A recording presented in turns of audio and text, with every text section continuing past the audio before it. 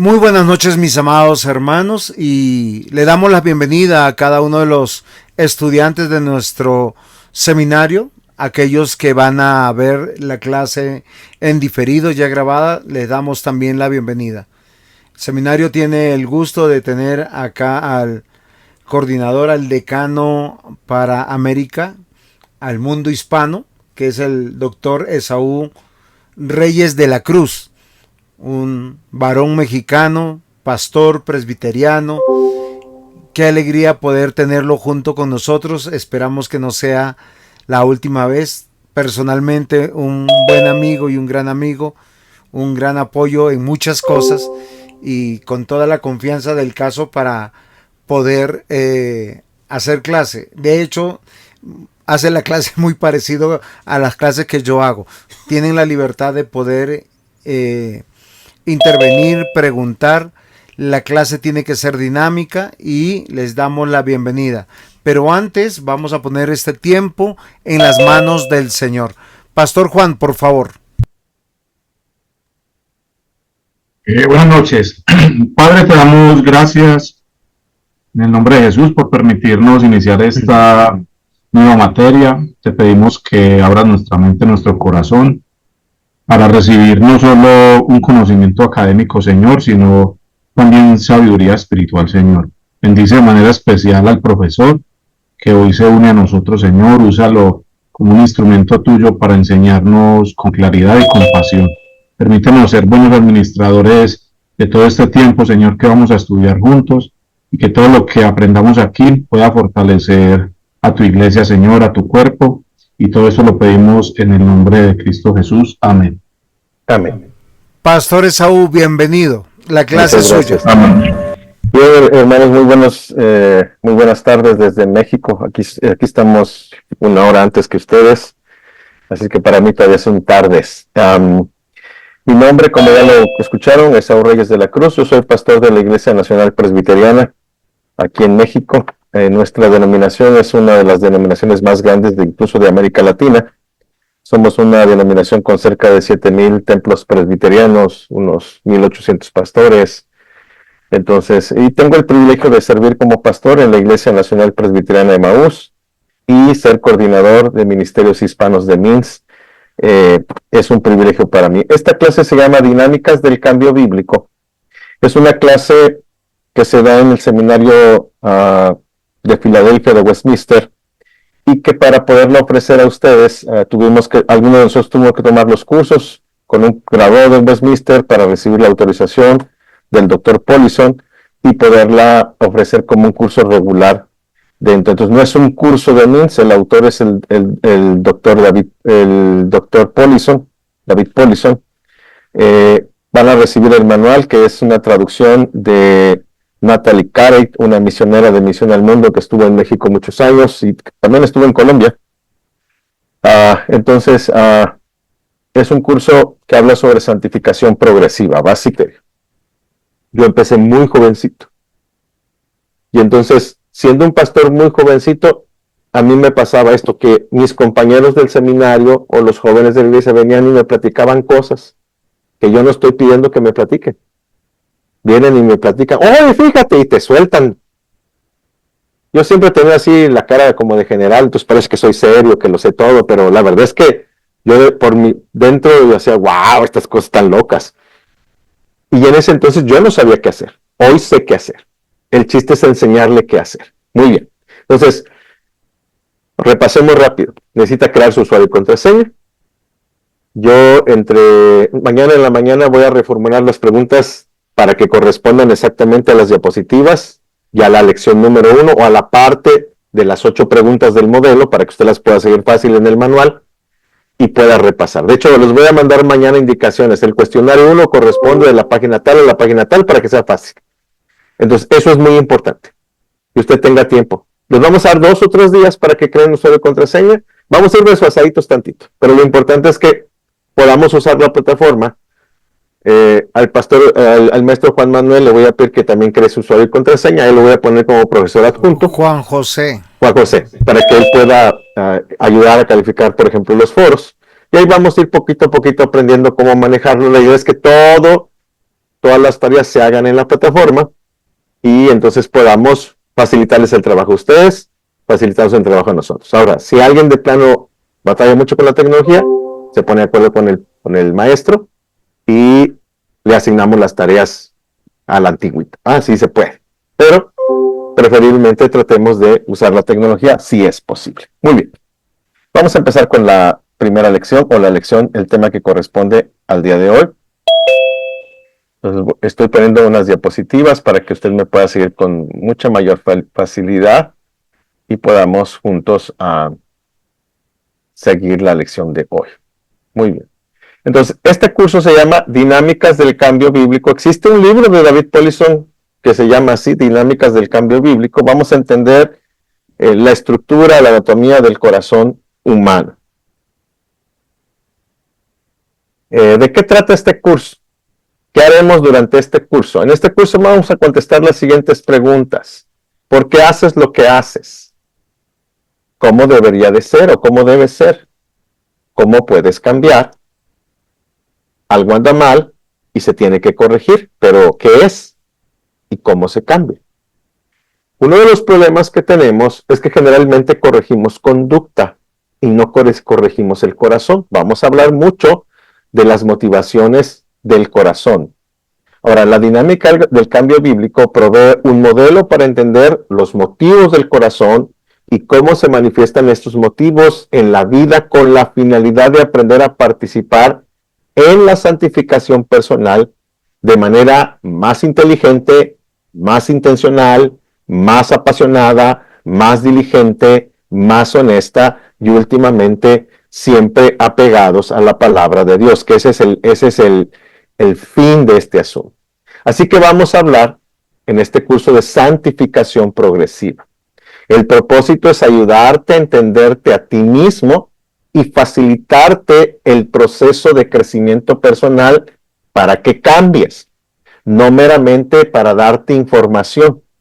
El entendimiento de cómo Dios te cambia para ser más como Cristo es el proceso que llamamos en teología sistemática santificación progresiva, que facilita que llegues también a comprender a otras personas mejor y les puedas ayudar. Dibujemos una línea del tiempo que empieza el día que tú naces y termina el día que te mueres o venga Cristo por segunda vez, lo que ocurra primero. Entonces, tu día de nacimiento. En mi caso, yo nací el 18 de diciembre de 1971. En algún momento de mi vida, habiendo nacido en una familia cristiana o habiendo nacido no en una familia cristiana, el Espíritu Santo va a tocar mi corazón. A eso le llamamos en teología sistemática regeneración. Es decir, te cae el 20. Aquellas historias, si creciste en una familia cristiana, aquellas historias con las que creciste de niño, hacen sentido, te duele tu pecado, sientes el llamado de Dios. Generalmente puede pasar en este momento la regeneración y la conversión. Generalmente hay un proceso entre la regeneración, en que inicia el proceso de regeneración y el momento de la conversión. ¿Ok? Puede pasar todo en el mismo instante, pero generalmente es un proceso. Pero en el momento de la conversión ocurren varias cosas que debemos de repasar. Obvio, el llamamiento irresistible. Recuerden que en sistemática les van a enseñar que hay dos llamamientos, un llamamiento externo y un llamamiento interno. El llamamiento externo es el que hacemos los cristianos cuando invitamos a los no cristianos a aceptar a Cristo como Salvador, y el llamamiento interno es el que hace el Espíritu Santo. Ese es irresistible. Cuando el Espíritu Santo llama, el pecador no se puede resistir. En ese momento ocurre lo que llamamos el nuevo nacimiento o la conversión. En ese mismo momento ocurre otra cosa que llamamos adopción. Somos adoptados hijos de Dios, herederos y coherederos juntamente con Cristo. Todo lo que Cristo ganó en la cruz del Calvario, todas las bendiciones y beneficios que Cristo merece, nos son dados a nosotros porque Dios nos ve a través de la justicia de Cristo. Y en ese momento ocurre una decisión forense, legal, que llamamos justificación.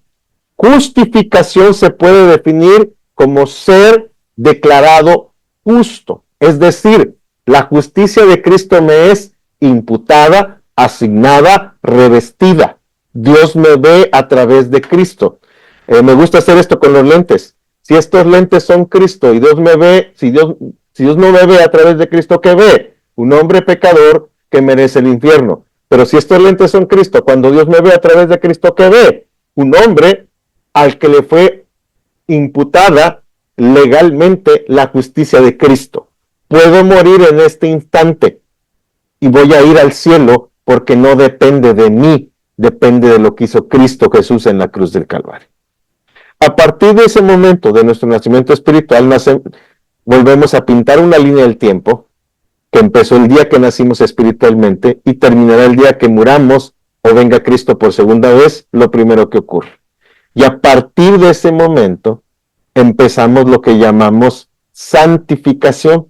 La santificación es un proceso. La podemos definir como ser hecho santo.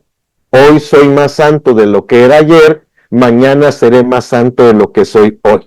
Esto es un proceso, esto es vital, porque en ese proceso de santificación, hasta el momento de ser justificados, no hicimos absolutamente nada.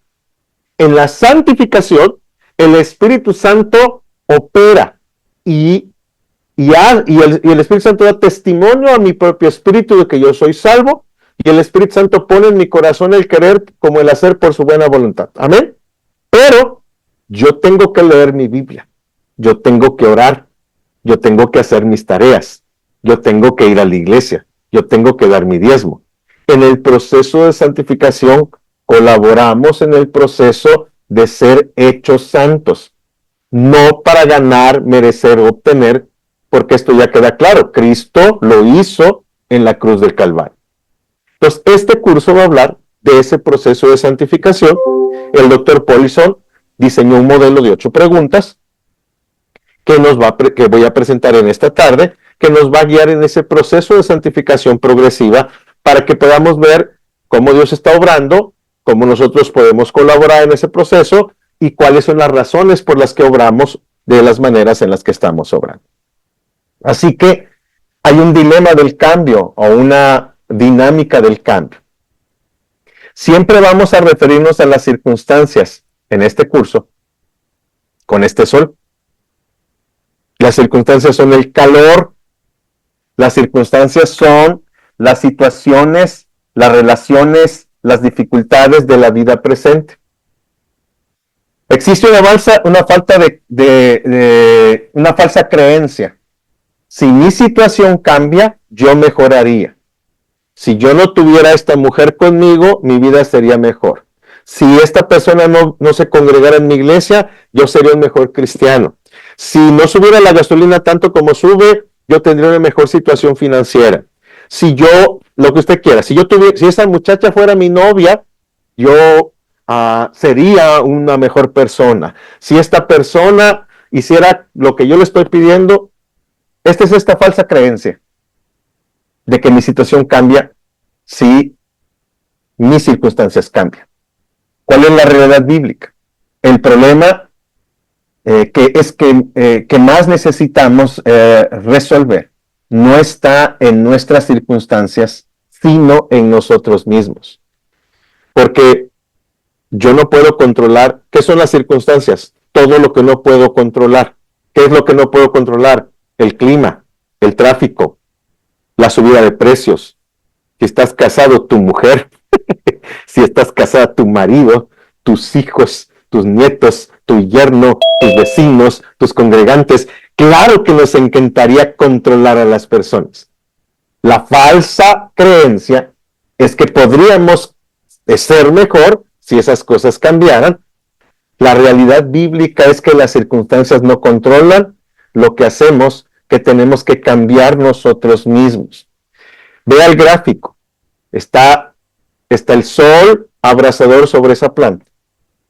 Y esa planta se ve medio marchitada, porque está pegándole el sol duro. Lo que vemos es lo visible. Vemos tu reacción, tus palabras, tus hechos, tus pensamientos. Pero lo que está abajo, la raíz, no lo podemos ver, lo invisible. Pero ahí están los deseos profundos de tu corazón, nuestra naturaleza, nuestras motivaciones y nuestros deseos. Es decir, estamos hablando de pensamientos arraigados, de costumbres, es de todas estas cosas. Vea las raíces, patrones arraigados, anhelos ocultos, raíces profundas.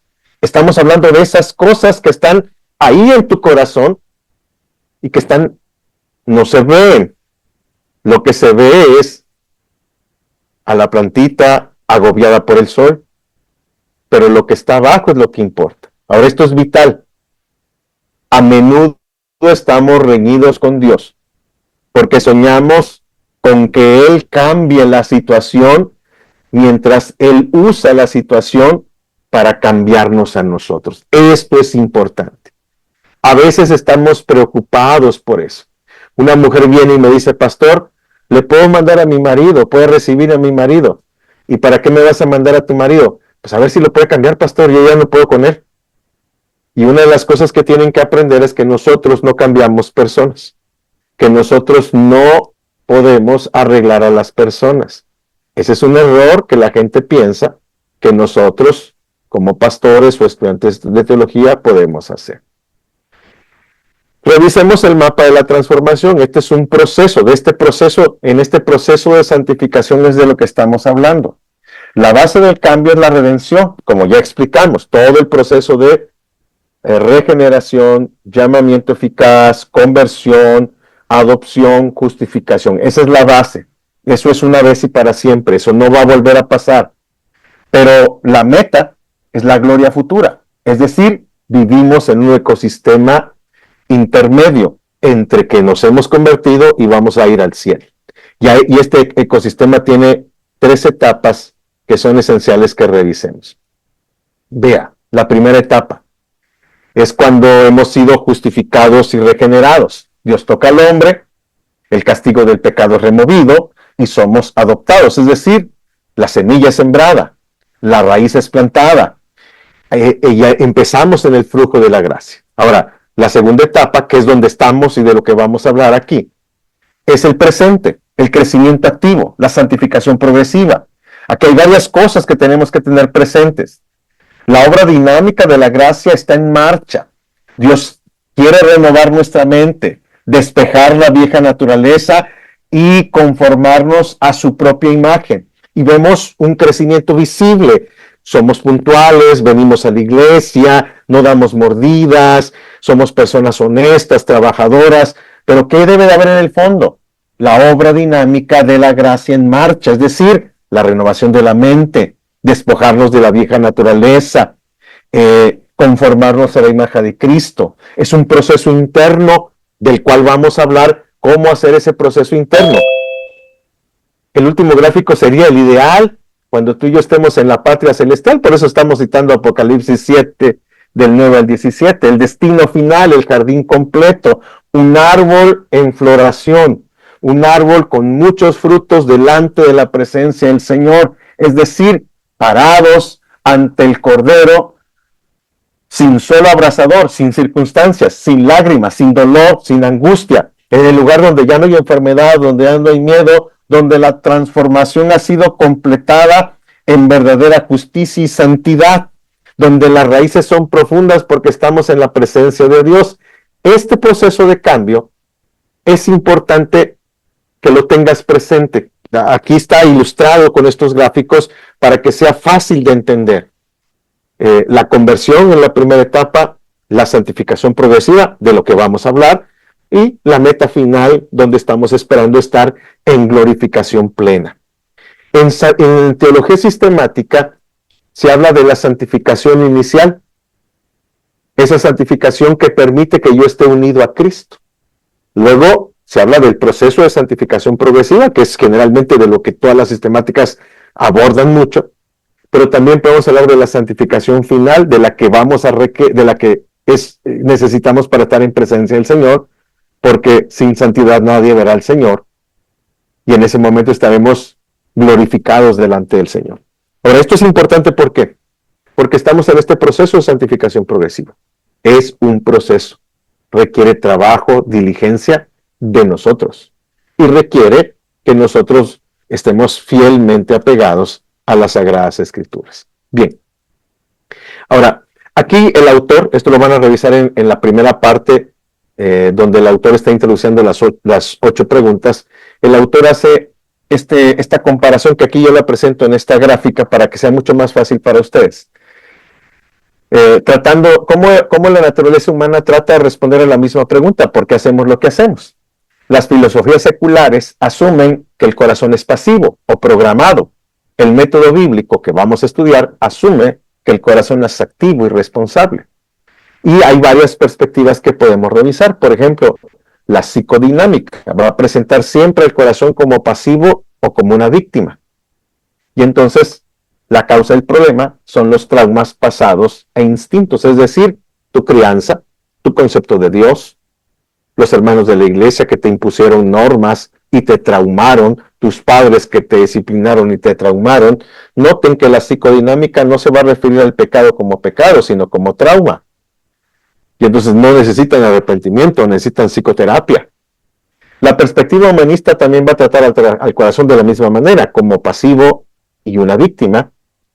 La causa del problema son las necesidades no satisfechas, es decir, yo necesito percibirme. Si yo me percibo, en esta ideología de género, creo que todos hemos hecho estos chistes, ¿no? De, bueno, yo soy un pobre, un rico encerrado en el cuerpo de un pobre, ¿verdad? O un atleta entrenado encerrado en el cuerpo de un pastor, ¿verdad? Estas cosas que ponen en contraste la dinámica humanista y pasiva de que mis necesidades tienen que ser satisfechas. La conductista también presenta al corazón como pasivo y como víctima, y aquí se habla de refuerzos ambientales, es decir, tú vas entrenando con castigo y recompensa. Es muy común este asunto conductista. La perspectiva médica, que básicamente ve al corazón como el órgano que bombea la sangre sobre nuestro cuerpo, y generalmente está hablando de genética y bioquímica. Pero vamos a hablar nosotros de la perspectiva de consejería bíblica. Para la consejería bíblica, el corazón es activo y responsable. La causa del problema es el pecado y el alejamiento de Dios. Y esto es algo que usted y yo tenemos que tener siempre presente. Por eso, las psicologías seculares excluyen el pecado, te ven como una víctima programada. La Biblia afirma tu agencia. Eres responsable de cómo respondes a las circunstancias. Vamos a trabajar esto la próxima semana sobre las circunstancias. Y entonces llegamos a esto que me parece a mí muy importante. ¿Cómo está construido el corazón? Cuando la Biblia se refiere al corazón, no está hablando del órgano que bombea la sangre en nuestro cuerpo. Para la Biblia el corazón es mucho más allá, se refiere al hombre interior. El corazón, en el sentido bíblico más amplio, es el centro de operaciones de la persona. No es solo una emoción en oposición a la razón. Para la Biblia, el corazón piensa, el corazón cree, el corazón confía, el corazón discierne, el corazón ora, el corazón se obstina. De hecho, el corazón del hombre es obstinado. Esto es importante porque en la dicotomía moderna, lo sé en mi mente, pero no lo siento en el corazón. ¿Cuántas veces hemos escuchado esto en la iglesia? Esta dicotomía es falsa. Si no lo sientes, es porque no lo crees plenamente. Si no lo crees, es porque no entiendes la palabra de Dios. Fe es una cuestión de grado, es decir, cuánto estoy entendiendo y comprendiendo la palabra de Dios. Es cuando digo, es que siento dolor en mi corazón, es que creo que tengo dolor en mi corazón. Es un razonamiento. Y esto es importante porque para la Biblia el corazón es activo. El corazón puede ser perverso. En el corazón nacen. Por ejemplo, si tú decides engañar a tu compañero de negocios, eso nace en tu corazón, no en el momento en que lo engañas. Eso nace en tu corazón semanas, meses o hasta años antes. Y lo vas cavilando y lo vas construyendo hasta que se consuma el acto. Esto ocurre en casi cualquier pecado. Fíjese. Y esto tiene que ver con la estrategia que el mismo Satanás usa. Satanás viene y le pregunta a Eva. Fíjense lo que le está preguntando a Eva. Con que Dios ha dicho que no puedes comer de ningún árbol del huerto. Es una mentira. Y Adán había hecho su chamba con su mujer, habían tenido su altar familiar. Eva contestó correctamente, no, podemos comer de todos los árboles del huerto, de ese no podemos comer, porque el día que comamos ciertamente moriremos. Y entonces Satanás lo que va a hacer es lo que sigue haciendo hoy. Cuestiona quién es Dios, cómo es Dios y qué está haciendo Dios. ¿Quién es Dios? Dios es rey, gobierna, controla y decide. ¿Cómo es Dios? Dios es bueno. ¿Qué está haciendo Dios? En el caso de Adán y Eva, les hizo un jardín, hermano, con riego. Se regaba solo, no había que regar. ¿Qué? ¿Se acuerdan? Y entonces, si cuestionan la autoridad de Dios, lo que está diciendo Satanás a Eva es, bueno, lo que pasa es que ese Dios que te dice que no puedes comer, te dice que no puedes comer porque ya que tú comas vas a ser como Él. Tú vas a poder controlar, tú vas a poder decidir, tú tendrás autonomía. Ese Dios que camina contigo todas las mañanas y que te habla, no te está diciendo toda la verdad, te está ocultando la verdad, porque el día que tú comas serás como Él. Y ya derribó quién es Dios, ya derribó cómo es Dios, y ya derribó qué está haciendo Dios a tu favor. Y entonces estamos listos para pecar en nuestro corazón y en nuestra mente. Exactamente lo que hace Satanás. Esto es vital, ¿por qué? Porque entonces en consejería bíblica el problema está en el corazón de las personas. Su conducta. Por eso van a leer varios libros. Hay un libro que se llama Pastoreando el Corazón del Niño. El autor del libro Pastoreando el Corazón del Niño, en alguno de los muchos ejemplos que pone, dice, cuando dos niños pelean por un juguete, ¿cuál es la razón por la que están peleando? Y la razón por la que los niños están peleando puede ser muchas, pero ¿qué dice el corazón de ambos niños? Y entonces, ¿qué hacemos nosotros cuando dos niños pelean por un juguete? Generalmente quitamos el juguete. ¿Qué resolvimos? ¿Conducta o carácter? Conducta, porque ya no se pelea, ya no hay por qué pelear, aunque pueden seguir riñendo, ¿verdad? ¿Qué dice el corazón de ambos niños que pelean por un juguete? A mí no me importa si es tuyo o si es mío. Yo quiero ese juguete, yo quiero jugar en este momento y no me importa lo que tú quieras. Y eso es lo que tenemos que arreglar con nuestros hijos. Su corazón. Si arreglamos el corazón, la conducta se corrige sola. El problema es que muchas veces, y lo hacemos en la iglesia también, corregimos conducta. Yo crecí en el sur de México, hoy vivo en el norte de México. Yo crecí en el sur de México y ser cristiano es no fumar, no tomar y no bailar. Y para mí era fantástico porque tengo dos pies izquierdos, entonces dije, no, fantástico, ya lo hicimos, no bailar está perfecto. Sí fumé y sí tomé mucho, pero cuando lo dejé, lo dejé. Y el punto al que voy es, pero yo conozco mucha gente que no fuma, no toma y no baila, pero ¿a qué chismosos son en las iglesias? O sea, si fuera deporte olímpico, fuéramos de medallas de oro, hermano. Porque ¿cómo nos encanta comer gente o prójimo? Entonces, piensen en esas cosas porque ¿cuál es el problema? En el corazón. Porque sí, en la iglesia somos muy buenos para exaltar ciertas cosas. El hermano, era un drogadicto y ahora es un predicador. Pero rara vez es el hermano. Hay muchos pecados que los estigmatizamos porque nosotros tenemos medida para los pecados. Dios no tiene medida para los pecados. Para Dios todos los pecados son iguales, pero para nosotros, no, este pecado es más feo, este pecado sí, este pecado no. Hay cosas que nos parecen más redentivas que otras o más poderosas de Dios. Cada uno habla de acuerdo a cómo le fue en la fiesta, decimos en México. Es vital entender que el problema está en el corazón. Entonces, uno de los libros que van a leer se llama Pastoreando el Corazón del Niño. Otro de los libros que van a leer se llama Edad de Oportunidad. Ahora es importante Esto lo vamos a decir con el maestro Juan José, perdón. Es que, por ejemplo, si tiene hijos pequeños, yo recomiendo que lea Pastoreando el Corazón del Niño.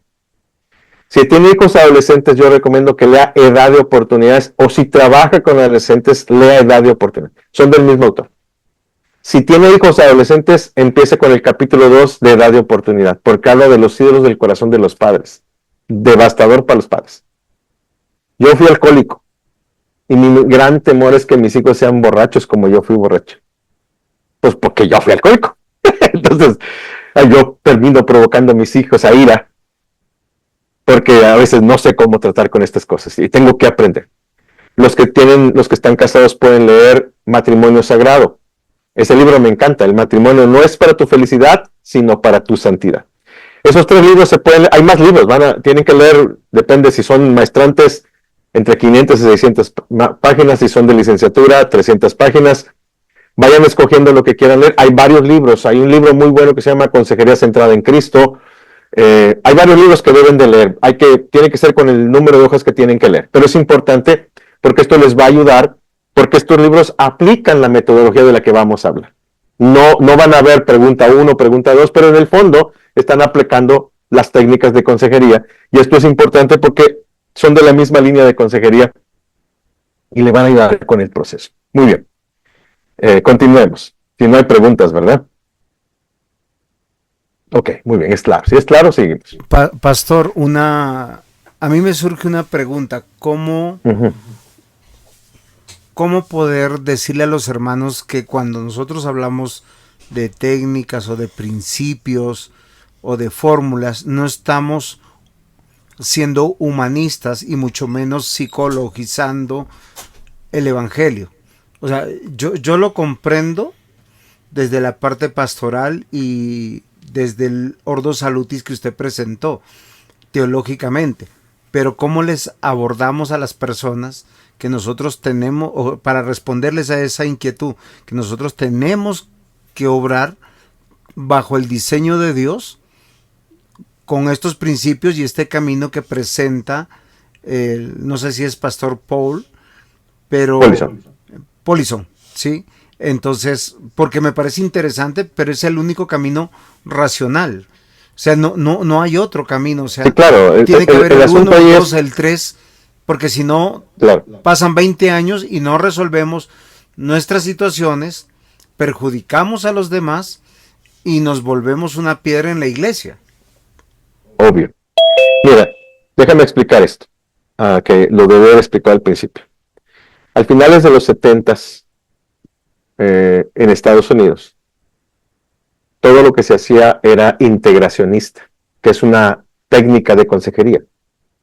El integracionismo trató de integrar los conceptos bíblicos con la psicología y la psiquiatría. Hay de todo.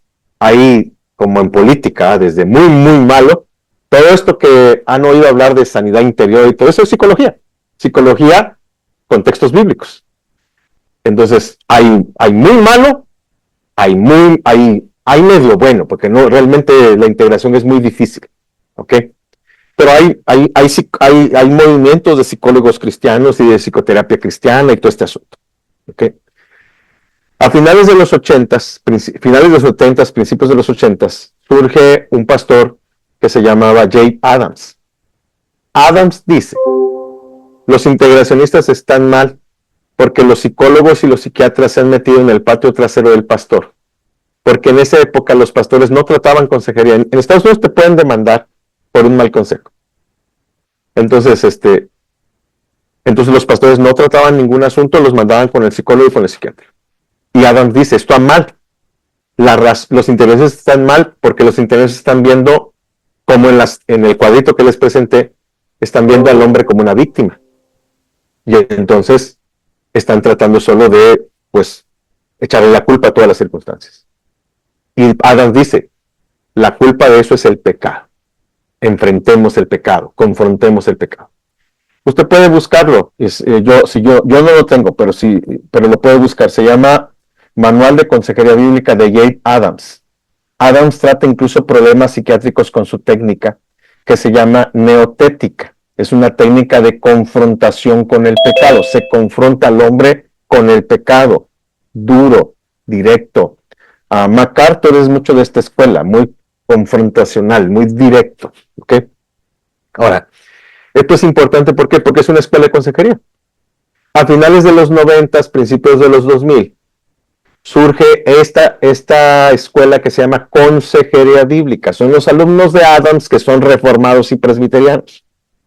Y ellos fundan esta escuela que se llama Consejería Bíblica. De ahí estos cursos estos cursos como pacificadores, dinámicas del cambio bíblico, que es métodos del cambio bíblico y problemas específicos unidos, que es una batería de cursos que también ofrecemos en MINS, que presentan cómo resolver conflictos de manera bíblica. Este es un curso de santificación progresiva práctica. Tú puedes tomar sistemática, vas a tomar una sección de santificación. Es importante que si que alguien quiere, le puedo pasar una teología sistemática para que lea específicamente todo lo que hay sobre santificación en una sistemática. Es la teoría. Esta es esa teoría puesta en la práctica. ¿Okay? Y entonces, eso es importante. ¿Por qué, hermano? Porque es importante que una vez que ustedes reciban estos cursos, puedan afirmar con seguridad: no somos psicólogos, no somos psiquiatras, lo que ofrecemos es consejería bíblica. Los cristianos no deberían de tener problema con la consejería bíblica, al contrario, los cristianos deberían de buscar la consejería bíblica. Pero lo sorprendente es esto: los no cristianos son bastante receptivos a la consejería bíblica, porque la gente que está metida en terapias están hartos de la psicología y la psiquiatría. No sé si en Colombia, pero en México los psiquiatras no dan terapia. Los psiquiatras medican. Te detectan el problema y te medican. Pero la consejería bíblica es poderosísima. Yo trabajo con un psiquiatra aquí en Monterrey. Él medica y yo doy la terapia, y después de un tiempo se quita el medicamento con la supervisión del psiquiatra. Entonces, casi cualquier problema se puede tratar con consejería bíblica. De hecho, el último curso de esta batería, que se llama Problemas Específicos, tratamos específicamente de asuntos en particular y cómo tratarlos. Bien, ahora, ese es el asunto, pastor o maestro. Necesitamos ser claros. No somos psicólogos, no somos psiquiatras. No satanizamos la psicología ni la psiquiatría, porque hay cosas en el conocimiento general y en la gracia común que pueden ser muy valiosas. Por ejemplo, yo mismo, cuando doy consejería, aplico un test de personalidad, de temperamentos. Introvertido, extrovertido, melancólico, flemático, muy útil. Que cuando la gente contesta correctamente, la gente se asombra porque contesta un cuestionario. Tú aprendes una técnica para interpretar el cuestionario y le dices a las personas: tú eres así y así y así, ¿verdad? Y cuando tienes un conflicto de reacción, la gente piensa que eres un brujo porque si te contestas honestamente el cuestionario, le puedes decir cosas a las personas, porque hay cosas muy valiosas de esto. Pero la consejería bíblica no tiene rival, porque va al corazón del hombre. Entonces, sí, yo creo que es muy importante, maestro, que como pastores y estudiantes de teología seamos claros. No somos psicólogos, no somos psiquiatras. Hay cosas que tienen que ser correctamente diagnosticadas y que requieren un tratamiento específico. Pero la consejería bíblica es fantástica. No la debemos desechar. Y tal vez en el proceso del curso les voy a ir explicando. Yo planté 2 iglesias. Yo llegué a 2 ciudades en México sin conocer a nadie, sin hacer evangelismo, sin repartir folletos. Yo monté una oficina, un consultorio de consejería bíblica, y levanté 2 iglesias de cero. Entonces, se puede usar este método, porque lo primero que haces cuando ofreces consejería bíblica, ahí va rápido. Yo llegué a la ciudad de Durango en 2012 sin conocer a nadie. Renté una casa con una oficina en la planta baja, monté la oficina, y luego fui a las alianzas de pastores a hablar con los pastores para ofrecer clases de consejería. Claro, hablé con 300 pastores y la gran mayoría de los pastores me tiró a loco. Pero un 10% de los pastores me mandó estudiantes. Y a esos pastores les ofrecí tratar su consejería bíblica gratis porque yo la cobraba. Entonces ellos llegaban, ellos me mandaban a su gente con una carta, yo lo recibía y les ofrecía 10 sesiones de consejería. El punto fue esta era la estrategia. Cuando los amigos no creyentes de estos creyentes tenían problemas y se los platicaban a los amigos creyentes, ¿con quién creen que los referían? No con su pastor, los referían conmigo. Y lo primero que yo hacía con un no cristiano después de escucharlo es presentarle el mensaje de salvación. Si conoce el evangelismo explosivo, eso es poderoso. ¿Le presentas evangelismo explosivo? ¿Por qué? Porque la consejería bíblica no es más que un discipulado uno a uno. Le voy a enseñar a leer la Biblia, le voy a enseñar a orar, y tiene que hacer tareas, y tiene que aprender a tener una relación con Dios.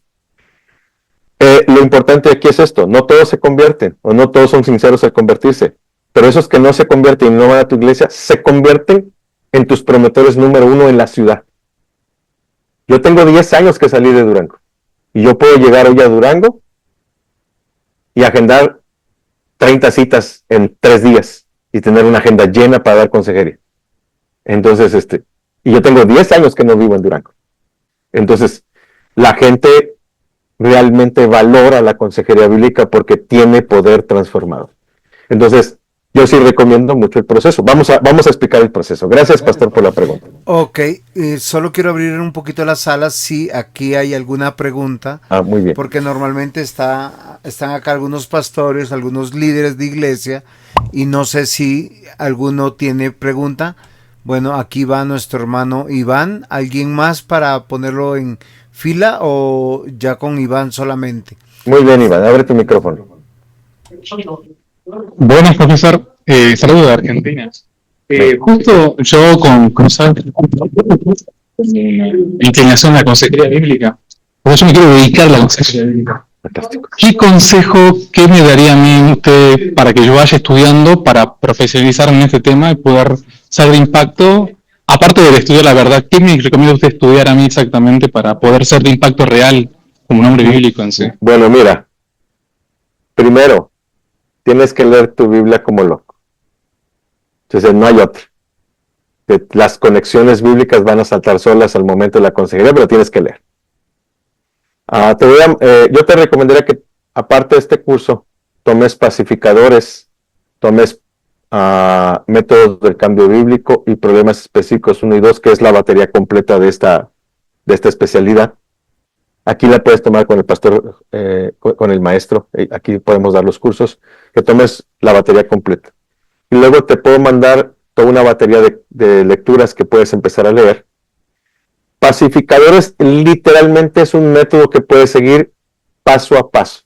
Este método de las 8 preguntas no se puede seguir paso a paso, pero sí te da un proceso. De hecho, yo te sugeriría que utilices este método de dinámicas del cambio para tomar notas. Lo escuches a las personas. Voy a adelantar un poco. Tú me cuentas tu problema y yo tomo notas. Tienes que tomar notas, aprender a tomar notas. Cuando la gente se va, después de lo que le dices, vas a clasificar lo que te dijeron en las 8 preguntas. Primero, ¿cuáles son sus circunstancias? ¿Cuáles son todas las cosas alrededor de él? 2, ¿cuáles son sus reacciones malas ante sus circunstancias? Palabras, hechos, actitudes, ídolos del corazón. ¿Cuáles son los ídolos de su corazón? 3, 4, ¿cuáles son las malas consecuencias de sus malas respuestas? ¿Cuál es la verdad de Dios? 5, ante sus circunstancias. Y entonces empezamos el movimiento del cambio. ¿Cuál sería la verdad de Dios en contraposición con el ídolo de su corazón para derribarlo? ¿Cuáles serían los buenos frutos? ¿Y cuáles serían las buenas consecuencias? Puedes seguir las 8 preguntas, y cuando tú vas ordenando lo que te cuentan en este proceso de 8 preguntas, vas acomodando las cosas y te ayuda para seguir un proceso, te ayuda para dejarle tareas, te ayuda para acompañar en el proceso de cambio. Consejo, anótalo. No le digas a las personas qué hacer. El primer error que los consejeros cometen es decirle a las personas: hermana, deje a su marido. Puede ser que esa sea la respuesta correcta, pero no lo debes de decir tú. Tienes que presentarle el pasaje bíblico, irlo guiando en el proceso, porque el psicólogo diría que está codependiente con su marido. pero nosotros no creemos en la codependencia. Nosotros creemos que ella tiene un ídolo del corazón que se expresa en ese amor obsesivo por su marido. Y hasta que no derribe el ídolo de su corazón, no va a saber si puede quedar o puede ir, pero eso lo tiene que hacer el Espíritu de Dios en su corazón. Tú la acompañas en el proceso de cambio. Entonces, acompañar a las personas en el proceso de cambio es eso.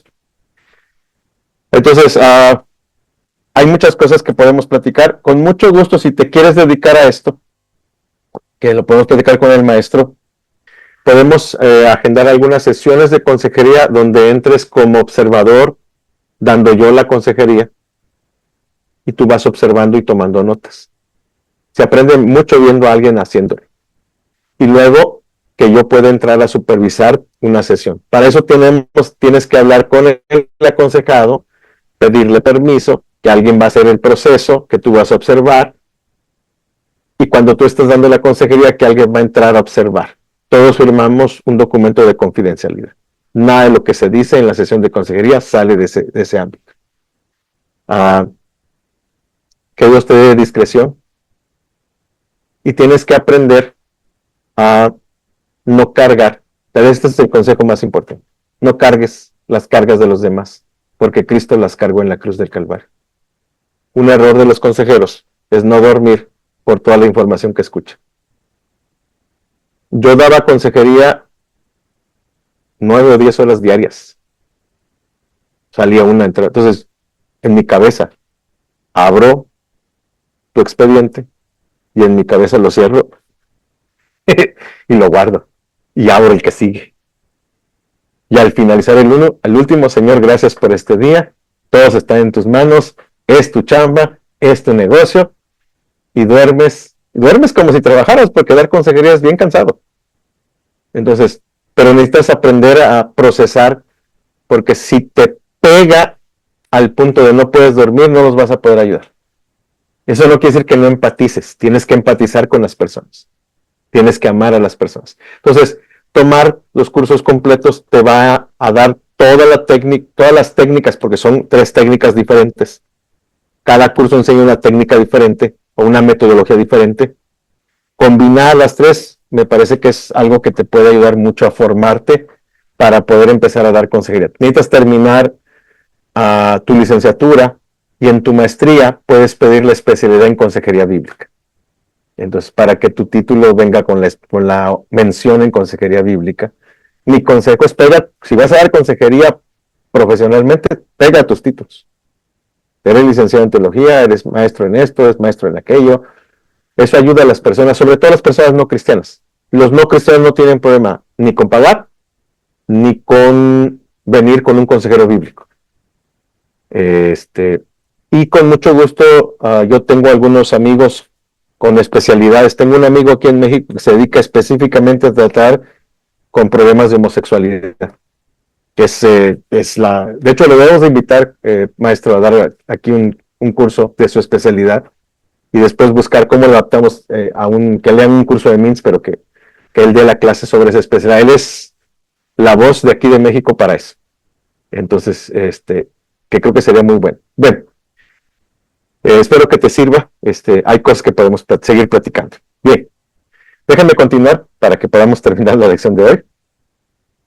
Bien, ahora les voy a presentar, vamos a empezar presentando el modelo. En el curso, ustedes van a poder ver la metáfora de los 2 árboles que el autor presenta en Isaías 17. Está en las lecturas del curso, la metáfora de los 2 árboles. Y en Isaías se va a presentar esta metáfora de los 2 árboles, el árbol árido o la zarza que no tiene fruto, que está seco, que tiene raíces, que tiene motivaciones pecaminosas, o el árbol fructífero que da buenos frutos, que tiene raíces correctas. Entonces, esta metáfora es importante porque si nos acercamos al gráfico, vemos las raíces. Las raíces de la zarza es la confianza del hombre en su propia fuerza. Es decir, yo puedo, yo hago, pero las raíces del fruto correcto es la confianza en el Señor, en estos ríos de agua viva que nutren nuestro árbol que da fruto. Cristo es el único árbol puro. Los incrédulos son zarza en esta vida, Los cristianos son un ecosistema mixto en proceso de ser trasplantados. ¿Qué quiero decir con esto? Que los cristianos podemos, en circunstancias similares, dar mal fruto o dar buen fruto. Deberíamos de dar buen fruto, pero a veces damos mal fruto, porque ya somos del Señor y todavía estamos en un proceso de santificación progresiva. Por lo tanto, debemos tener este proceso que Polisson nos va a explicar. David Polisson desarrolló un modelo de 8 preguntas que conecta nuestra teología con nuestra experiencia diaria. Todo comienza con la dinámica entre el entorno, el corazón y la reacción.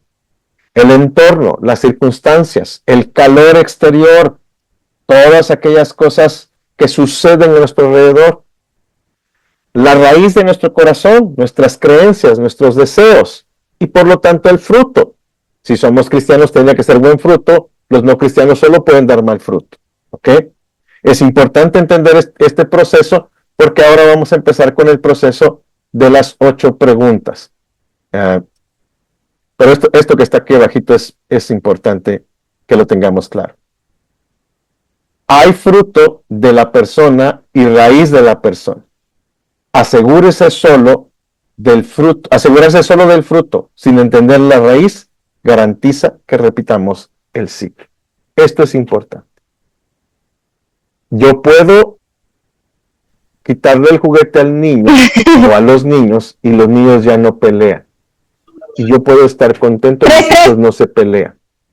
Pero eso no quiere decir que no se quieran dar un zape, que no se odien, que no se guarden rencor, que piensen que por la culpa del otro le quitaron el juguete.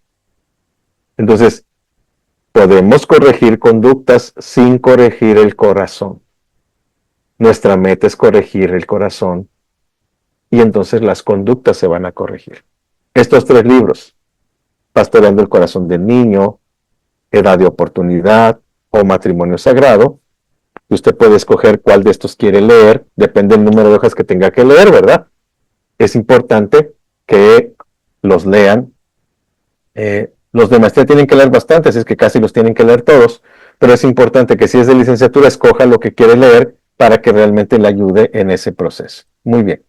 Vamos entonces con las 8 preguntas de el doctor Polisson.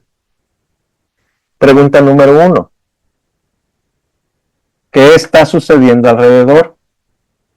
¿Cuáles son las circunstancias? Aquí estamos hablando de las presiones de la vida que te ponen a prueba. ¿Cómo qué cosas? El clima, la salud, la economía, el pasado, el futuro, los prejuicios, las palabras de otros. Esto es importante. Las circunstancias influyen en ti, pero no son determinantes. El calor exterior nunca crea el fruto, simplemente revela lo que está en la raíz. Esto es vital. ¿Por qué? Porque puede haber una gran presión exterior, pero solo va a salir lo que está en el corazón. Las circunstancias son todas las cosas que yo no puedo controlar. ¿Cómo qué cosas?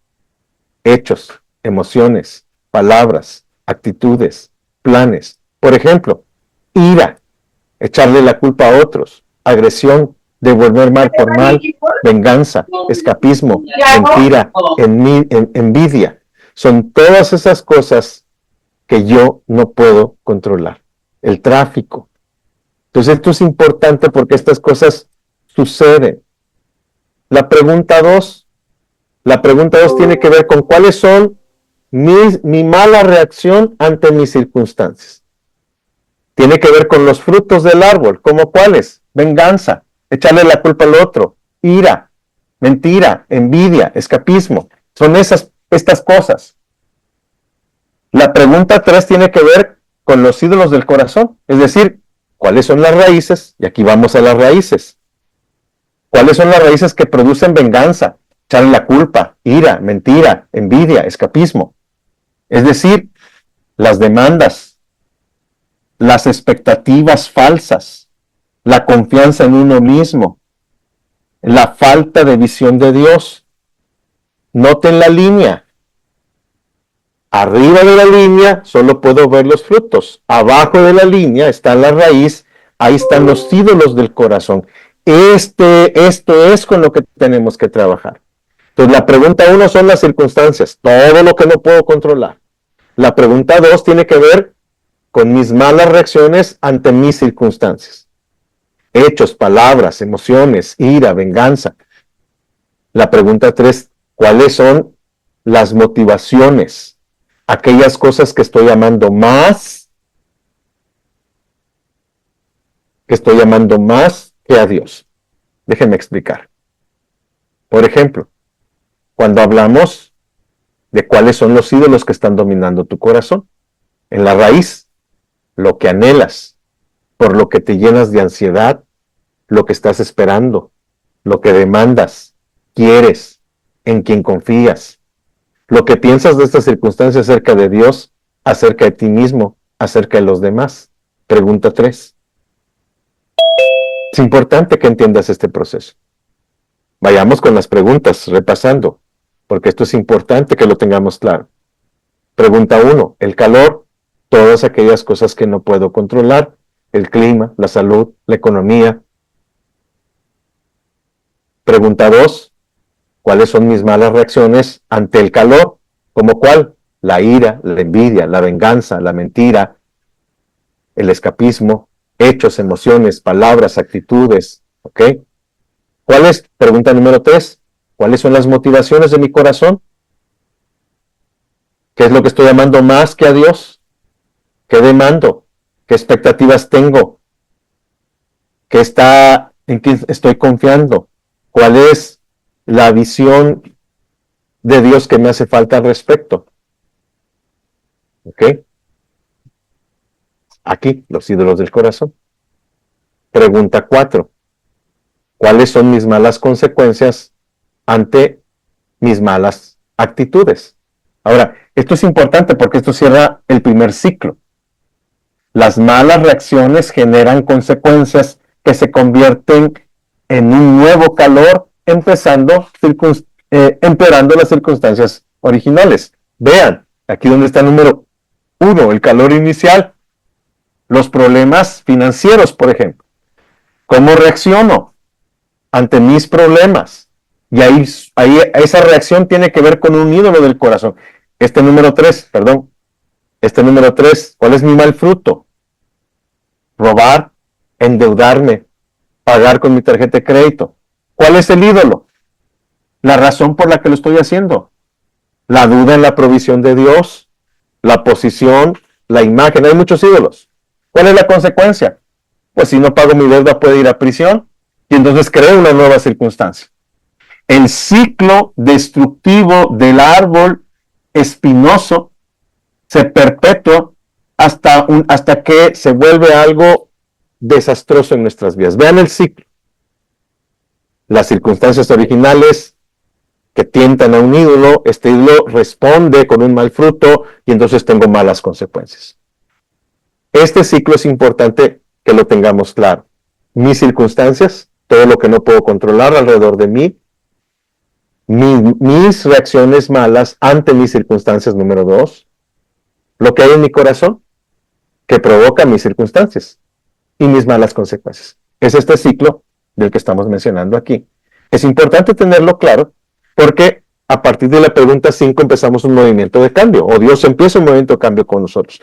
Pero esto es importante porque esta es la manera en la que nosotros generalmente estamos pecando. Está el calor, yo reacciono, muestro un ídolo y hay consecuencias. Y este ciclo se puede repetir una y otra, hasta que es desastroso para nuestra vida. Pregunta número... Entonces, aquí estamos hablando de las consecuencias que resultan de nuestros hechos. Es vital que nuestros aconsejados reconozcan que durante el proceso que ellos son responsables por la manera en la que reaccionan ante sus circunstancias. Las circunstancias influyen, pero no son determinantes. Esto es vital. En la consejería bíblica enseñamos, tú eres responsable por tus circunstancias. Y esto es algo que, no por tus circunstancias, por tus reacciones ante tus circunstancias. ¿De qué soy responsable?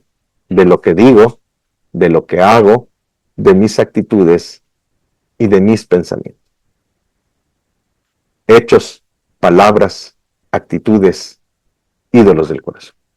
De eso yo soy responsable. Recuerde, el cristiano tiene 3 enemigos. Sí, Satanás. Sí, el mundo. Pero también nuestros propios malos deseos pecaminosos. Es decir, no hay un demonio de andar pensando mal. Cuando estás pensando mal, hermano, lo siento, pero eres tú. Y no hay manera de exorcizarlo. Necesitas cambiar. Ese mal pensamiento tiene que ver con algo que hay en tu corazón. Tenemos que buscar eso que hay en tu corazón. Eso es algo que tenemos que trabajar una y otra vez y que lo vamos a hacer a lo largo de este curso para trabajar. Ahora, la pregunta número 5 tiene que ver con las verdades de Dios con respecto a tus circunstancias.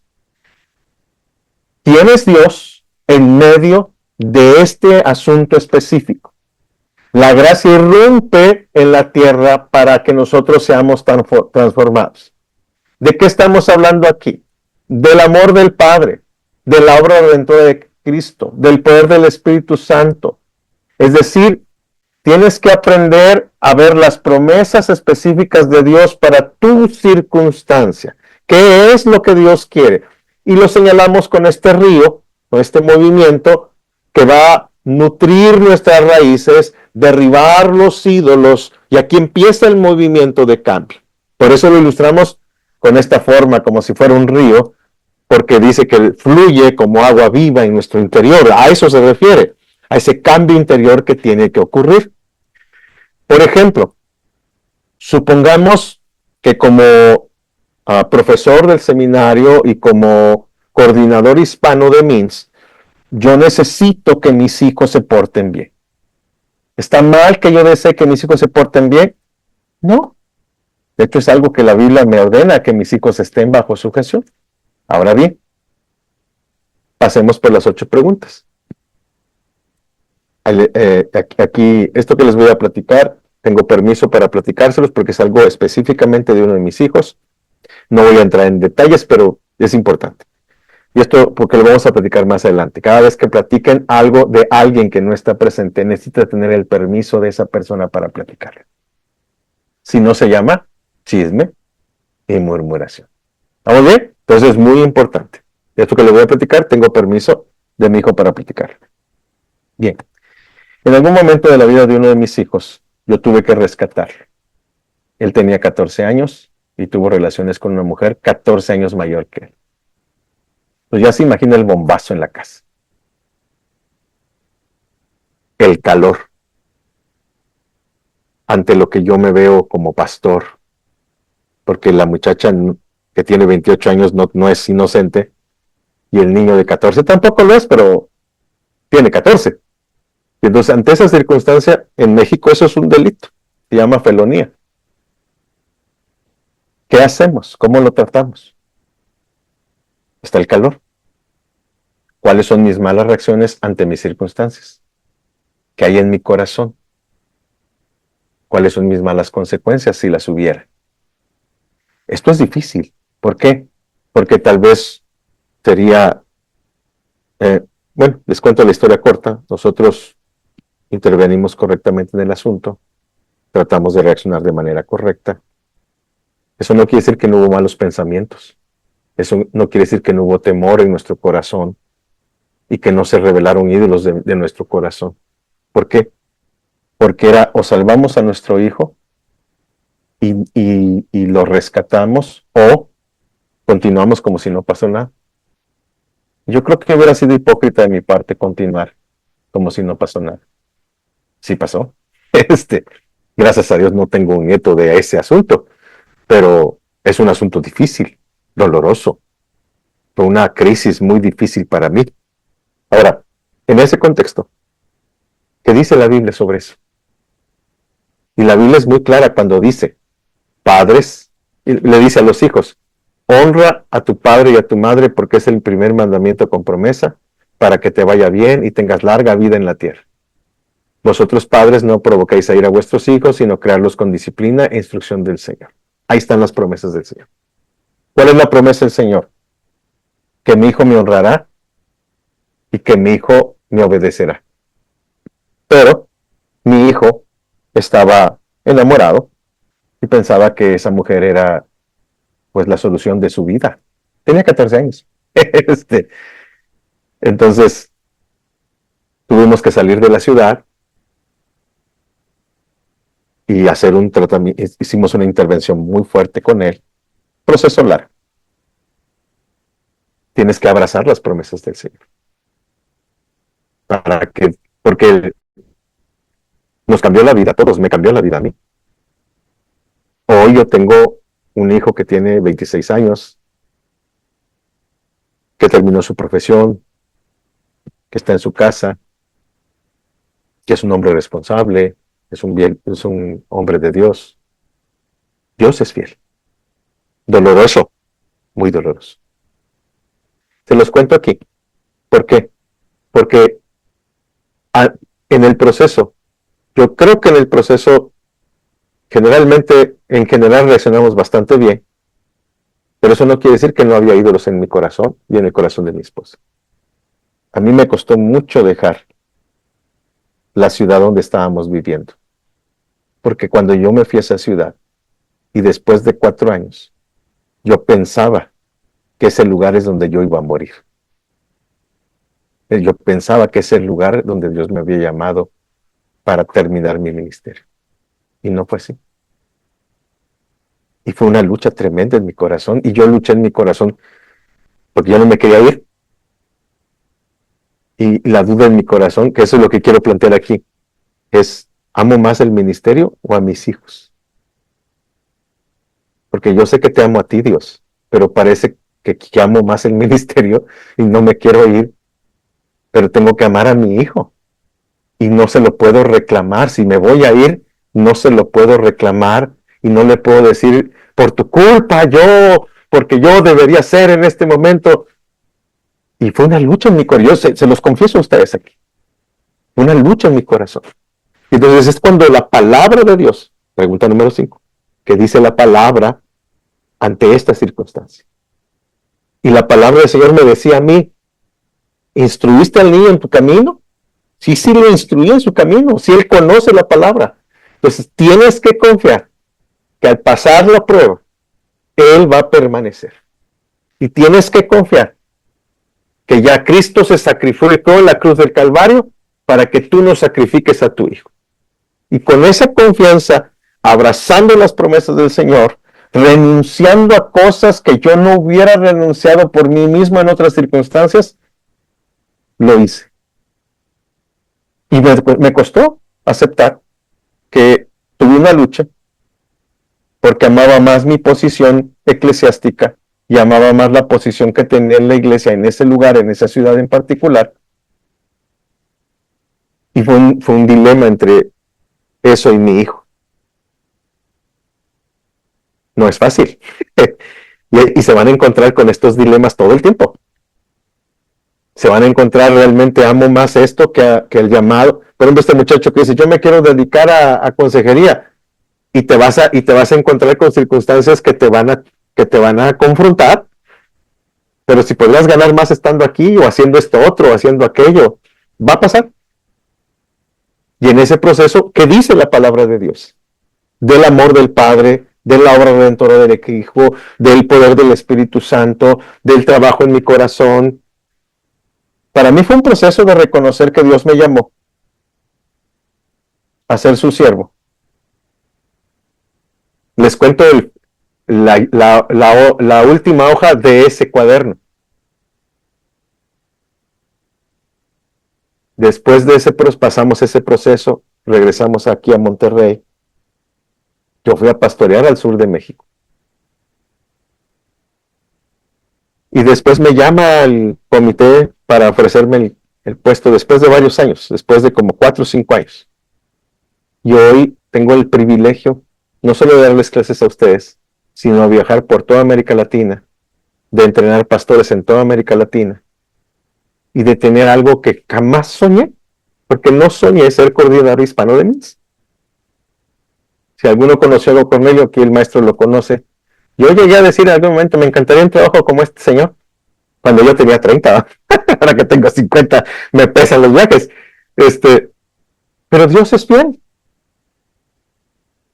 porque Dios tiene siempre preparado para ti algo mucho más allá de lo que tú te imaginas. Pero necesitas, pregunta número 5, abrazar la promesa del Señor en el momento en que piensas que nada está resultando a tu alrededor. No es sencillo, realmente es bien complicado. Les platico esto personal porque estoy seguro, porque este es el punto de la consejería bíblica. Todo es personal en la consejería bíblica. Te tienes que involucrar con las personas de manera personal. El psiquiatra, el psicólogo, el psicoanalista te va a decir no te involucres. Yo te insistiría, involúcrate, pero tienes que descansarlo en Dios, porque vas a escuchar historias de pecado terribles, destructivas, porque Satanás es destructivo. Pero tal vez la cosa más fantástica de este trabajo es estar aquí en México, no sé si ustedes conocen, en México se hacen corridas de toros. Un hombre se para ante un toro de 650 kilos que solo piensa en vestirlo. Realmente requieres una valentía para pararte frente a un toro de 650 kilos. Pero ese es el trabajo de los pastores. El diablo es un toro de 650 kilos que solo está pensando en embestirte. Y se requiere valentía. Mi trabajo es privilegiado porque ahora yo estoy atrás de la barrera, entrenando al torero, explicándole cómo se le hace ola al toro, pero yo ya no estoy adentro de la barrera. Sigo pastoreando porque es importante seguir pastoreando, seguir en el asunto. Tengo mi propio toro aquí en Monterrey. Pero explico esto porque es importante. Ese es un privilegio para mí. Dar consejería es ver cómo Dios está obrando en la vida de las personas y cómo el Espíritu Santo transforma a las personas y cómo las personas y los pastores y los misioneros con valentía están predicando el mensaje poderoso del Evangelio. Eso es poderoso. Eso no tiene precio. Y ver a tu hijo hecho un hombre, como decimos en México, hecho y derecho. Esa algo que no tiene precio. Después de lo que pasamos. Y es una historia larga, porque un día se las platicaré si me invitan a un sancocho colombiano. La verdad es que es una historia larga, porque este muchacho lo rescatamos 3 veces. No una, 3 veces. Entonces, tengo una historia larga. Pero Dios es fiel. La primera vez costó bastante. La segunda y la tercera ya sabemos a qué íbamos, ¿verdad? Y hoy verlo honrado, trabajador, yo veo la obra de Dios en la vida de mi hijo y le honro y le glorifico. Pregunta número 5. Pastor, muchas gracias. ¿Ya acabó el tiempo? Antes de continuar, darle las gracias, porque creo que usted está graficando el trabajo del pastor no por años, por siglos. Los consejeros eran los pastores y no existían los psiquiatras y no existían los psicólogos y nosotros nos involucrábamos. Porque pastorear es aconsejar y la palabra desde Génesis hasta Apocalipsis es el consejo de Dios, porque Él es el consejero. Por eso no fallamos. Amén. Y por eso tenemos que creer en sus promesas. Y todos creo que aquí los que son pastores tienen esta experiencia y han luchado y han batallado y gracias porque no estamos inventando la rueda, es la razón de nuestro ministerio. Amén. La razón del ministerio no son números, sino son vidas restauradas, vidas acompañadas, vidas pastoreadas, con la vara, con el cayado, y es algo que es muy importante. Por eso es importante este curso. Este curso es aplicar la teología. El gran problema que hoy tenemos son los dos extremos.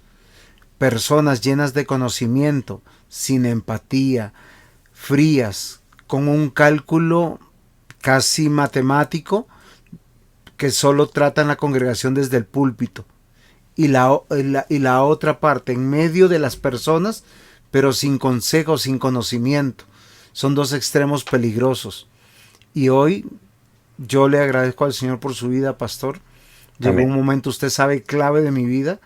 Me escuchó, me acompañó, sus consejos han sido sabios. Algunos de mi iglesia están aquí tomando el curso. Otros son amigos, hermanos, estudiantes, pastores y hermanos que estamos acá animados. Solo quiero que siga adelante, que no claudique, porque hay algo que nosotros tenemos y que debemos reconocer. A veces cuando estamos muy involucrados, las fuerzas se nos acaban y queremos claudicar, pero necesitamos pastores. Por eso la iglesia independiente no existe. Por eso los hermanos solos no existen. Los llaneros solitarios no existen. Hasta el llanero solitario tenía toro sentado. Y hay que persistir. Pastor, muchas gracias. Y no sé si hay preguntas aquí o algún aporte. No lo hay, pastor. Sigamos entonces. Muy bien. Bien, pregunta 5. La promesa. Preguntas, bueno, y aquí viene alguna explicación que también ustedes van a poder ver en el libro. Las verdades específicas que se revelan en la palabra acerca de quién es Dios, quién eres tú. Por ejemplo, el amor del Padre, la obra redentora del Hijo. Esto ya lo vimos. Pregunta 6. Nuevos deseos o nuevas creencias. Vean el gráfico. Antes, ¿cuáles son los deseos? Esos deseos son los hilos del corazón. ¿Ok? Arriba está el fruto. Abajo están los ídolos. ¿Ok? Las falsas creencias. ¿Qué dice la palabra que debo de creer correctamente? Y esto es vital porque hay una serie de cosas aquí que debemos de revisar. La gracia de Dios, alimentada como agua viva, nos permite aceptar el amor de Dios, someter mi voluntad a su voluntad, confiar en su carácter, abandonar las falsas expectativas por las verdades de Dios, y entonces puedo confiadamente descansar en su gracia. Es decir, le da integridad a mi corazón. El cambio duradero requiere desenterrar las falsas creencias y reemplazarlas por verdaderas creencias nutridas con la palabra del Señor. Eso es esencial. Es decir, toda actitud, palabra, reacción que está determinada, pero que por lo que creemos, pensamos o sentimos, solo a la luz de la palabra de Dios, esos pensamientos y sentimientos pueden ser transformados en acciones y actitudes que den la gloria a Dios. Y preguntas 7 y 8. La pregunta 7 es, ¿cuál sería el buen fruto a raíz de tener buenas raíces? ¿Y cuáles serían las buenas consecuencias de mis buenos frutos? El ciclo externo se completa, ¿ok? Y entonces, si hay reconciliación, paz, si podemos servir, amar al prójimo, entonces tenemos buen fruto porque tenemos buenos frutos, verdades enraizadas, y entonces hay dominio propio, hay perdón, hay gracia, y entonces tenemos buenas consecuencias a nuestras buenas circunstancias. Hay una serie de pasajes bíblicos que se van a enumerar ahí. Por ejemplo, pregunta 7. ¿Cuáles son las respuestas piadosas de obediencia específica con base en lo que sabes de Dios? No estamos hablando de hechos, emociones, palabras, actitudes, planes. Por ejemplo, dominio propio, amar al prójimo, perdonar, servir, enseñar. Y entonces el ciclo se completa. De esto es esencial en el proceso. Tenemos que completar el ciclo. ¿Okay? Vean en su lado izquierdo está el calor, y entonces están nuestras reacciones malas, yéndose a su izquierda, número 2. Eso refleja un ídolo al centro. Y entonces hay malas consecuencias. Y entonces empezamos el ciclo de cambio a través de su palabra, ilustrada por estos ríos de agua viva, la verdad de Dios, la cruz de Cristo al centro. Por eso el gráfico tiene la cruz de Cristo al centro. Y entonces tenemos, hay un cambio del ídolo del corazón que es derribado por la verdad de Dios que lo reemplaza. Esto produce un buen fruto. Nuevos deseos producen buenos frutos y entonces estos buenos frutos tienen un buen fruto como consecuencia, consecuencias buenas. Vean el ciclo, cómo está ilustrado, y esto nos ayuda al ciclo de cambio. Entonces tenemos esperanza. La idea de este curso es que es posible cambiar, somos llamados a cambiar. Cristo se entregó a sí mismo, no solo para salvarnos para la eternidad, sino para que aquí y ahora seamos transformados para que demos mucho fruto. Él se dio a sí mismo por nosotros para redimirnos de toda maldad y para purificar para sí un pueblo propio, celoso de buenas obras. Tito 2:14. No eres víctima de tus circunstancias, no eres víctima de lo que te pasa, tú decides cómo reaccionas. Tu corazón es activo, no está programado irreversiblemente. Puedes cambiar. El Espíritu Santo es el poder detrás de cada cambio verdadero. De esto es de lo que estamos hablando en este curso. Y esta fue nuestra lección número 1, o nuestra primera sesión, serán 4 sesiones. Pastor, tenemos sí, una Nicole, pregunta por favor. de Michael. Si quieres abrir tu micrófono. Malcolm. Buenas noches, profesor. ¿Cómo está? Muy bien. Profesor, tengo una pregunta en cuanto, digamos, en cuanto a la analogía del árbol, del fruto, de las raíces, ¿sí? Es más, digamos, no hallo cómo hacer, digamos, la pregunta en cuanto a esa analogía, Come, mi amor, come. pero entonces, digamos, sería más una pregunta en cuanto, digamos, ¿qué diagnóstico, digamos, tendría, o cuál sería el diagnóstico en cuanto, digamos, pongo esta situación en particular? Entonces, pasa una situación en la que tal vez me molesto con un hermano.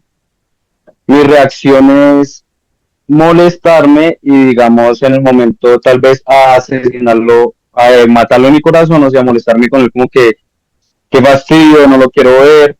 Entonces en el momento como que lo bloqueo o no lo hablo o etcétera, no le hablo. Pero luego de eso me doy cuenta que, o sea, no debo optar por eso, y realmente siento en mi corazón que es mi hermano y Cristo también murió por él. Amén. Entonces me doy cuenta que realmente, o sea, amo a mi hermano.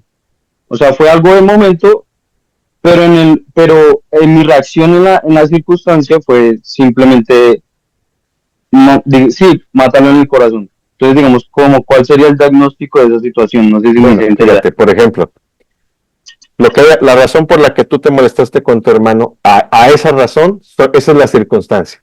Puede ser algo que no puedes controlar porque tiene que ver con él. No llegó temprano, no respetó tu tiempo, se comió algo que tenía tu nombre, la razón por la que te enojaste. Entonces, tú reaccionas. Ahora, esto es importante. El enojo es la percepción de que alguien pecó en tu contra. La Biblia no dice que no te enojes. Fíjate lo que dice la Biblia. Airaos, pero no pequéis. Entonces, cuando tú estás pecando, es decir, lo mato en mi corazón, es como si lo hubieras hecho físicamente, delante de Dios. Y entonces, ¿qué sucede ahí? Ese es tu mal fruto. Lo que tienes que analizar, la pregunta uno es la razón por la que ocurrió la circunstancia. Tu mal fruto. ¿Cuál es tu mal fruto? Lo maté en mi corazón. ¿Ok? ¿Qué hay atrás de lo maté en mi corazón? ¿Cuál es el deseo profundo en tu corazón? Respeto, honor, control. Tienes que buscar en tu corazón cuál es ese ídolo de tu corazón que te empuja a matarlo en tu corazón. Allá no le voy a hablar, lo voy a bloquear, se murió para mí. ¿Sí me entiendes? Entonces, el fruto es lo que se ve, que tú lo cuentas. Lo maté en mi corazón, ¿qué puedo ver? lo bloqueas en WhatsApp. Si lo ves, lo evades. ¿Sí me entiendes? Las cosas que hacemos.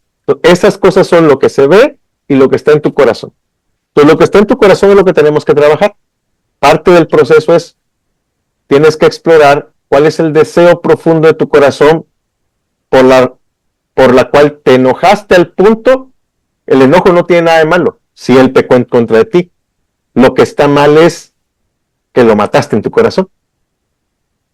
Entonces, porque puedes estar enojado y entonces tratarlo de manera bíblica. En el manual que les va a entregar el maestro, existe una lectura que se llama El enojo parte 1, que sería bueno que le echaras un vistazo. El doctor Paulison dice que existe el enojo a la manera de Dios y el enojo a la manera del diablo. Que el enojo a la manera que somos imagen y semejanza de Dios, amamos como Dios, tenemos espiritualidad, razonamos, nos enojamos como Dios. Pero el enojo de Dios no es pecaminoso, petulante y destructivo. Pero el enojo del diablo es petulante, destructivo, orgulloso. ¿Tu enojo es a la manera de Dios o a la manera del diablo? Si tu enojo es a la manera del diablo, entonces todo lo que hagas a continuación será darle honor, alabanza y adoración al líder de tu corazón. La clave en el asunto de la situación hipotética que nos presentas es detectar cuál es el líder de tu corazón. Cuando yo me di cuenta que en ese momento, en la situación que acabo de hablar, de contarles, me di cuenta, creo que amo más al ministerio que a mi familia, y tuve que rendir mi vida delante de Dios y dejar el ministerio para rescatar a mi hijo. Sí, el problema se solucionó en mi corazón. ¿Sí me entiendes? Entonces, sí, y ahí todo lo que sigue, porque tú lo estás diciendo, yo sé que lo amo, entonces si lo amo, voy y le digo, hermano, quiero pedirte perdón, hay un proceso para esto, quiero pedirte perdón porque pensé,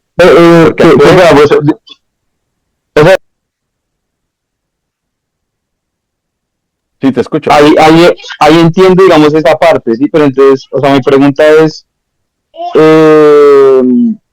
luego de eso, en cuanto al ejemplo, en el momento yo sé que actué mal, ¿no? Pero entonces no es como que a largo plazo yo dejo y mantengo ese sentimiento, ¿no? O sea, como ese, no, ya no le quiero hablar, sino que luego me doy cuenta de que no debo no hablarle, no debo no hablarle, sino que nace en mi corazón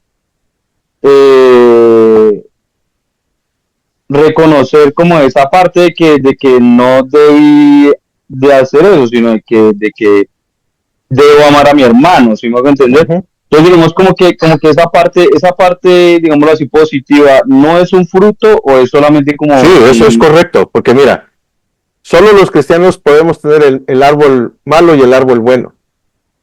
Y tú lo estás mostrando en el ejemplo. O sea, primero lo quiero matar, y luego me arrepiento y reacciono. El no cristiano solo tiene el árbol malo. Solo los cristianos tienen árbol bueno y árbol malo. ¿Sí me entiendes? En la metáfora que estamos usando.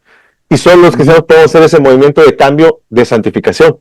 Hay toda una serie de cosas que debemos de hacer con respecto al ejemplo que me pones. Pero es correcto. La metáfora es útil porque te va a ayudar a ti estoy como árbol malo, estoy dando mal fruto. Solito te das cuenta, tengo que dar fruto. Y entonces hay una serie de pasos que hay que hacer. ¿Ok? Pero en ese proceso, eso es bueno. ¿Por qué? Porque nos damos cuenta, solo el cristiano se puede dar cuenta que dio mal fruto. Arrepentirse, pedir perdón y dar buen fruto. Derribar el ídolo de su corazón y creer las cosas correctas. En ese proceso. Es un proceso que tienen que memorizar las 8 preguntas. Circunstancias, mal fruto, ídolo del corazón, malas consecuencias. Pregunta 5, verdad de Dios, raíces correctas, que derriban ídolos, frutos correctos, consecuencias correctas. Lo tienen que memorizar e integrar. Cuando lo memorizas y lo integras, entonces puedes lidiar con estas cosas y usar perfectamente la metáfora. En el manual del curso hay toda una sección que deben de leer donde el autor explica Jeremías 17 y diserta sobre Jeremías 17 y explica cómo saca la metáfora de los dos árboles de Jeremías 17. Pero el ejemplo que nos pones es bueno porque nos muestra esa reacción que estás teniendo de, ay, lo quiero matar en mi corazón, pero me doy cuenta que está mal. Ese es el movimiento del cambio. Ahora, para que el cambio sea permanente, necesitas buscar el ídolo de tu corazón. ¿Cuál es la verdad que le has creído a Satanás? ¿Y cuál es la verdad de Dios que tiene que sustituir ese ídolo de tu corazón? Esa es tal vez la parte más complicada de la consejería. Porque la gente puede cambiar la conducta. Ah, no, yo como cristiano no debería tener problemas con las personas. Pero me sigo llenando de ira consistentemente. Me llena de ira el hermano que llega tarde, me llena de ira mi esposa que no tiene la comida lista, me llena de ira los niños que no hacen las cosas correctas. Y entonces te das cuenta. No estoy diciendo que tú lo tienes, estoy diciendo que pasa. Pasa con cualquier pecado. Estoy mintiendo aquí, estoy mintiendo aquí, estoy mintiendo aquí. ¿Sí me entiendes? Y entonces, la mentira es el pecado, la ira es el pecado, pero el problema es el ídolo del corazón. Siempre es el ídolo del corazón. El ídolo del corazón es una mentira que le compramos a Satanás y tiene que ser derribado por una verdad. Raíz mala, raíz buena. Raíz nutrida con la palabra, raíz que no tiene nutrición de la palabra. Entonces, en ese sentido, la metáfora sí es muy útil porque te ayuda a ponerlo en tu cabeza en términos de la metáfora y es mucho más fácil ayudar a las personas en cuatro pasos iniciales, mostrarles lo que están haciendo mal y 4 pasos por los cómo deberían hacer el movimiento del cambio. ¿Sí me entiendes? Entonces, lo repaso para todos porque eso es vital, el ejemplo es bueno. Circunstancias, todo lo que no puedo controlar que está alrededor del problema. Mi mala reacción, que son palabras, hechos, actitudes que se ven. La raíz, que demuestra el ídolo del corazón, las malas consecuencias. Y entonces, pregunta 5, ¿qué dice la Biblia respecto a mis circunstancias? Soy confrontado con la palabra. Y entonces hago el movimiento del cambio. ¿Cuál es la verdad de Dios que derriba la mentira que le he creído a Satanás? Los buenos frutos, las buenas consecuencias. Lo van a aprender. Y en ese contexto, esa es la mejor manera de ayudar a las personas. Mostrarle las 4 cosas que están mal hechas y enseñarle cómo hacer el movimiento del cambio.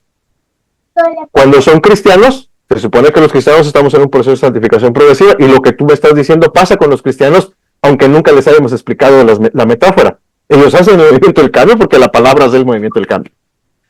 Lo que no siempre hacen es derribar el ídolo de su corazón. La próxima clase les voy a explicar cómo a veces pecados exteriores, una raíz mala, por ejemplo, hay un ídolo en mi corazón y el ídolo en mi corazón se llama reconocimiento. Por reconocimiento yo puedo envidiar, yo puedo matar, yo puedo robar, yo puedo ser religioso. Hay muchas cosas que puedo expresar mi ídolo. El mismo ídolo puede expresarse de formas en malos frutos diferentes. Y malos frutos, por ejemplo, tú robas por una razón, yo robo por otra razón. Tú robas por control, yo robo por aceptación. El robo es el mismo, pero la raíz es diferente. Eso lo vamos a ver en la siguiente clase. Entonces, lo primero que tienen que leer es la parte hasta el método de las 8 preguntas. Luego empieza un artículo de Polisson en el orden del manual que habla sobre las motivaciones humanas. De eso vamos a hablar la siguiente semana. De las motivaciones humanas. ¿Ok? Y eso les va a ayudar. Bien. Pastor, para ir cerrando. Pastor, muy bien. Hay algo que me preocupa en medio de esto. Es el tema de que hay cosas con las que no reconocemos que son ídolos y no reconocemos que son pecado. ¿Cómo identificar realmente esa realidad? Porque hay cosas por las cuales nosotros podemos mantener los ídolos y aún abrir la puerta a otros pecados. Porque somos una sociedad que hemos moralizado mucho. Entonces, matar, robar, adulterar, fornicar, ser chismoso, eso es evidente. Pero usted tocó un tema por ahí, el tema de la dignidad. Claro.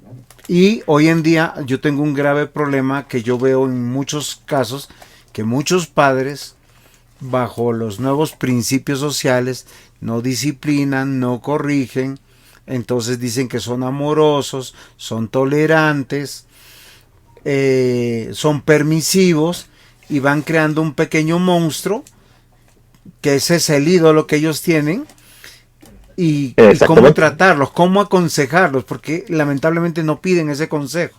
Y eso se aplica aún en el trabajo, en el ministerio, en la iglesia. Mira, yo creo que, por ejemplo, ese libro de Pastoreando el Corazón del Niño es algo que hay que darles a leer a todos los que tienen niños chiquitos en la iglesia de cajón. Vamos a leer este libro y ahí solito el libro les va a empezar a dar patadas por la cabeza y luego vamos metiendo esto de los hilos del corazón y todo. Porque hay otro libro muy bueno que yo recomiendo que se llama, no se los puedo ofrecer en PDF porque no lo tengo, pero se llama Dioses Falsos de Keller. Es muy bueno. Keller habla de que hay ídolos visibles e ídolos invisibles. Por ejemplo, Zaqueo, ¿qué hace que Zaqueo acepte un trabajo donde todos en su comunidad lo consideran traidor a la patria, hereje, y de ahí para arriba? El amor al dinero. Es obvio que Zaqueo amaba el dinero. Pero ¿qué hay atrás del amor al dinero? Control, aceptación. Keller lo maneja fantástico en su libro. Y entonces cuando Cristo llama a Zaqueo y le dice, desciende porque ha llegado la salvación a tu casa. ¿Cuál es el título del libro? Dioses Falsos de Tim Keller. Keller, y entonces cuando Jesús llama a Zaqueo, derriba el control, la aceptación, y solito se cae el amor al dinero. Fíjense, Zaqueo hace 2 promesas: daré la mitad a los pobres. La ley dice que el diezmo basta. El amor y la gracia es más que la ley. La segunda promesa: si defraudó en algo a alguien, se lo daré 4 veces. La ley de Moisés dice que si yo te defraudo en algo y me caes en la movida, con las manos en la masa, yo te tengo que devolver lo que te robé y un 20% más. Pero Zaqueo está ofreciendo lo que robó y un 400% más, porque la gracia es más que la ley. Y entonces, pero ¿cómo hubiéramos llamado a Zaqueo del árbol tú y yo? Ese chaparro, ladrón, baja ahí, arrepiéntete. Eso hubiéramos hecho nosotros, ¿no? Pero Jesús derriba los ídolos del corazón y los cambios se hacen. Entonces, creo que hay que señalar los ídolos del corazón y que hay muchas maneras de hacerlo hoy con todo lo que tenemos a nuestro favor. Bien, hemos agotado el tiempo. Yo tengo otra clase ahorita. Entonces vamos a terminar con oración. La próxima semana continuamos. Creen su usuario y contraseña. Y por favor, yo esta semana voy a poner el cuestionario de esta sección 1. Estoy reescribiendo la lección, sobre todo los cuestionarios. Voy a poner los cuestionarios que sigan la presentación de PowerPoint y la primera sección. Yo les voy a señalar las hojas del manual para que ustedes tengan claro qué hojas tienen que repasar antes de contestar los cuestionarios. Vamos a orar. Gracias, Padre, por tu siervo, el maestro Juan José Dávila. Bendícelo, guárdalo. Bendice a su familia, a sus hijos y a este grupo hermoso de estudiantes. Bendice a los estudiantes en esta noche. Gracias porque hemos podido terminar la primera sección. Permite que podamos crecer y parecernos cada día más a ti. En el nombre poderoso de Cristo Jesús. Amén. Bien, Dios los bendiga. Provecho, que descansen si no han cenado. Provechito. Amén, Dios los bendiga.